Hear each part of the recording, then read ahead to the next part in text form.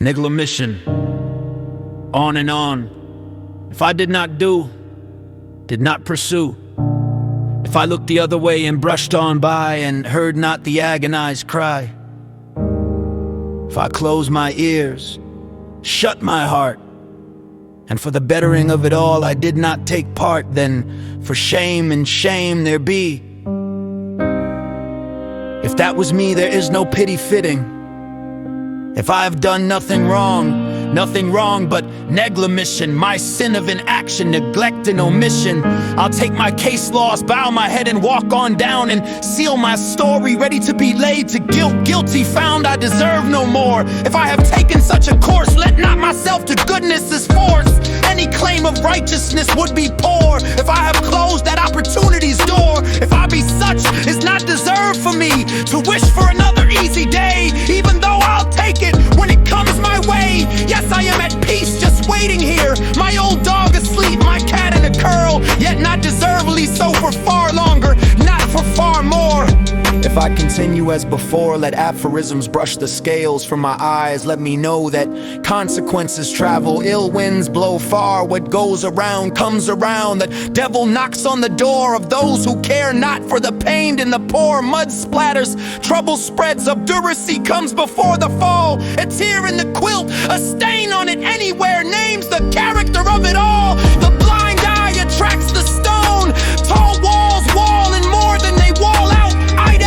Walls that wall out those who are outside, also walling those who are on the inside. The vines of unpruned evil crawl over all barriers. Harm loves an unready arm, harm loves an unalert mind, harm loves a withdrawn heart, harm loves a hostile heart. Neglect is the potting soil of woe. Believe absurdities, commit or permit atrocities. To the worm, the world is all one apple. The web of the world trembles from the plucking of any strand. The heart is the market of all value. Heartlessness negates purpose. Together we stand, divided we fall. Those who stand apart deserve no part.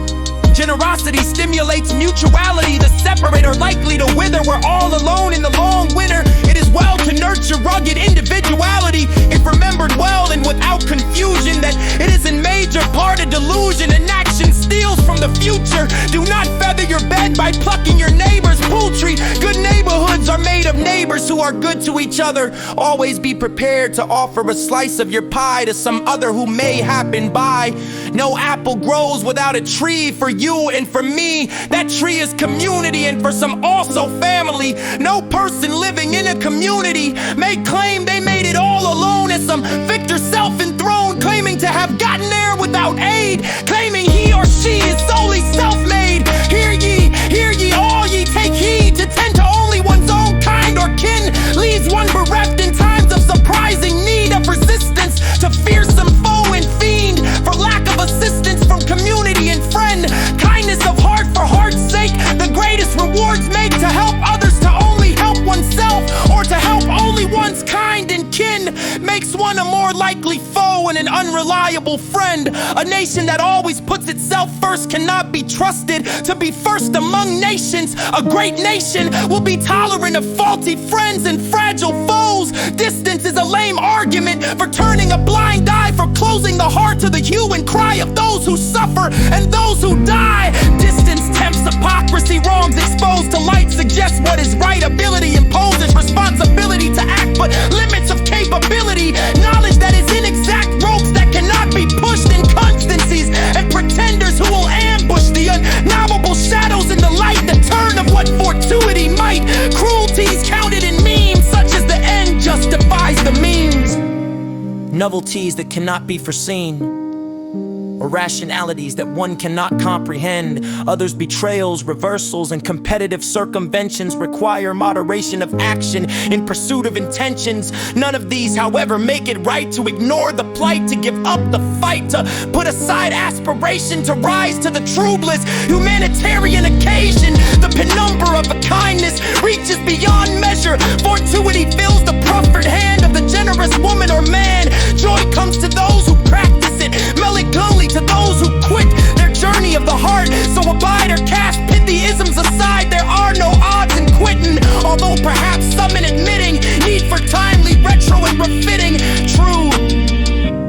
grow weary of admonitions on improving human conditions. Yet, what other task should we turn to? What greater thing can we do? It is well I take my chances to keep awake my heart to some part, even to all humanity, to soar with dreams of beneficence before I surrender to the stars, to push, to bend,